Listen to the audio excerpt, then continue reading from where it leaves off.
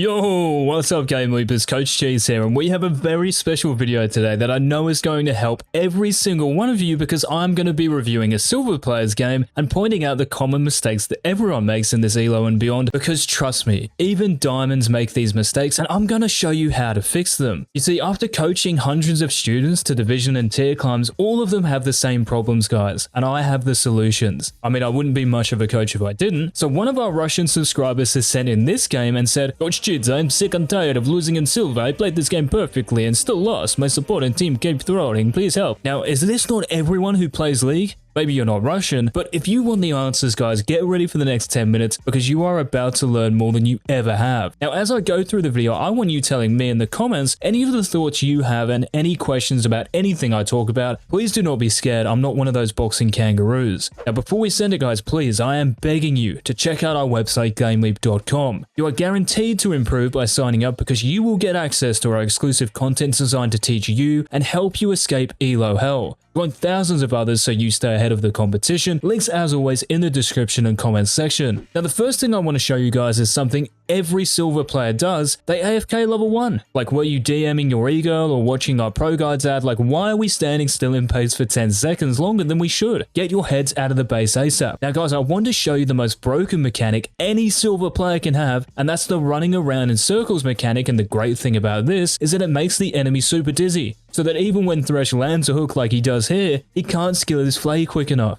On a serious note though, guys, I can't pronounce this player's name. Let's call him Mr. Mechanics, and he plays this really well and picks up 2 kills, which shows you how busted the running around in circles tactic is at level 1. Now, the game at this point has been handed to him on a silver platter, but he doesn't use this lead, and this is what we're going to solve and teach: how to turn your leads into wins. So after killing Thresh and Jin, he turns on the silver game sense again and does not shove this wave. Mr. Mechanics will be sitting on a lot of gold right now, and he has to create a window of opportunity, if you like, so he can recall. Like, why are we just last hitting here when we're sitting on a lot of gold? And keep in mind, guys, that the enemy bot lane, despite dying, have been able to buy an extra item. So if Mr. Mechanics on Kaisa fights Thresh and Jin again, he's actually weaker. I know this is something that you guys do in your games too, so the solution is to shove and base, not last hit and stay, because you will die eventually and that lead you attained disappears. Alright guys, I didn't call Kaisa Mr. Mechanics for no reason. Look at these. Now, it does make me very suspicious because whenever I see someone with mechanics as good as these in low elo, like, you must be doing a lot of something in your spare time, no? Still though, M2 is dodging hook after hook and weaving in auto attacks before and after his abilities, which is great. But here's the thing, you could have all the mechanics in the world, but you are still going to be hard stuck if you have 0 game sense. Even if you put Faker in this overstaying position, it's even hard for God himself to get something positive out of it. Right now, Mr. Mechanics has 2,000 gold. I mean, is he waiting until he can buy his full build, or is recalling just not a thing in Russia? It's as if the only time, right, low elo players hit the fountain is when they die. Guys, it's okay to press B. Watch this here and let me pause it. Can Mr. Mechanics not see this wave? It's massive. In this situation, and whenever the enemy wave is pushing towards your tower, let it. Guys, do not create a roadblock and give the enemy a chance to hook you or CC you in these minions, because if you do die, and you most likely will, you don't get to CS. You don't get to take objectives. You don't get a chance to kill an enemy champion. Unless Thresh slipped you a check before the game to throw your lead, there is no reason to put yourself in such a dangerous position. And even when Mr. Mechanics does get hooked, why not just flash to safety? You know, where your turret is? Gonna throw up an image of what a turret looks like just so you know from now on. So even when the odds are stacked against him and he gets exhausted, the real icing on the cake, M2 still decides to run forward and take on this mini army.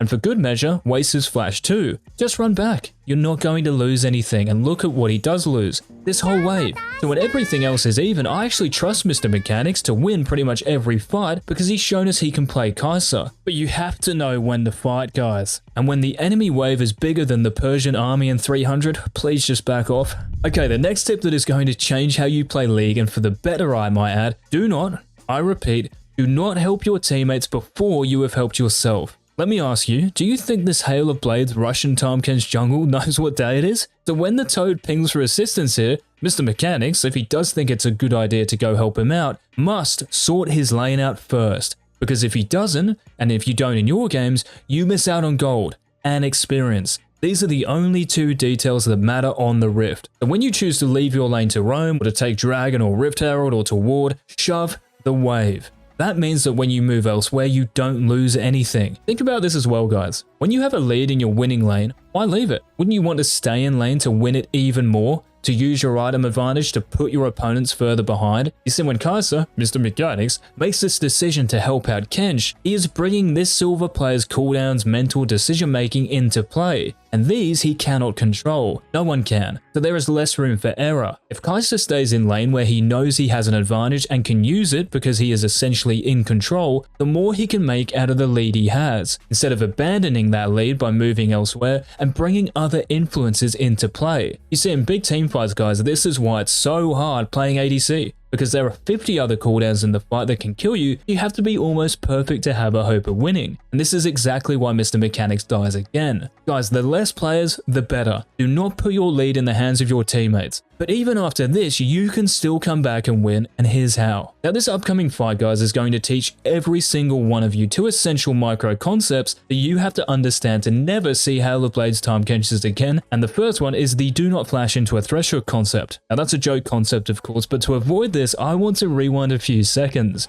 The truth, guys, is that fighting Thresh and Jhin here is a great decision by Mr. Mechanics. He has an item advantage, and these two are overstaying big time. But the key to starting this fight is closing this gap, and instead of using flash, what can Kaisa use? A heal, right? Because it gives you and your ally movement speed. You don't need to use your flash to catch up to them, and you're not dodging anything at this point. Oh, and by saving your flash, you can then use it to dodge the Thresh hook or the Jhin W or whatever that big skill shot is in your games. Lots of players in low elo think that their second summoner spell is a form of defense, or they only use it when they're on 1 HP, and we've all done it at some point, and that's why Mr. Mechanics uses it right at the end of this fight. A fight during which he got hit by 2 Thresh hooks. If he has his flash for either one, he survives, and he can build on his lead again and put Jhin even more in the dirt. Now, the other essential concept is space. Not as in outer space, where I think this time Genji is from.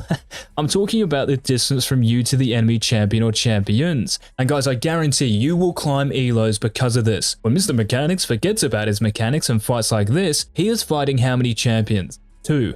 Jhin and Thresh. There is a way for him to fight only Jhin, and that is to create space from Thresh. So your goal in fights is to isolate that primary target, which is Jhin in this case, so you deal more damage to them and take less damage because their teammate cannot get to you. There is too much space. Now, there are 2 ways you can create space on the Rift, and we already talked about one of them. Using your cooldowns and your summoner spells are included. Look at this image and I want you to tell me where you think Kaisa should have flashed. You see how Mr. Mechanics flashes straight down into range of both Thresh and Jhin? Now, the timing, of course, is somewhat unfortunate, but even if Thresh's hook doesn't land, he's taking on 2 champions, and he can make it easier for himself by flashing down towards Jhin and away from Thresh. Now, a little tip on Kaisa as well. This is crucial because doing this means your Q's missiles will fire onto less targets, and if M2 did this here, Jhin would take all of that concentrated damage and die a lot quicker. Another way, guys, to create space, and I'm sure you've heard of it, is to kite. Now, kiting does not mean you stand still and auto attack from the same location. It means you move in between your auto attacks. You reposition. You dodge, duck, dip, dab, and dodge.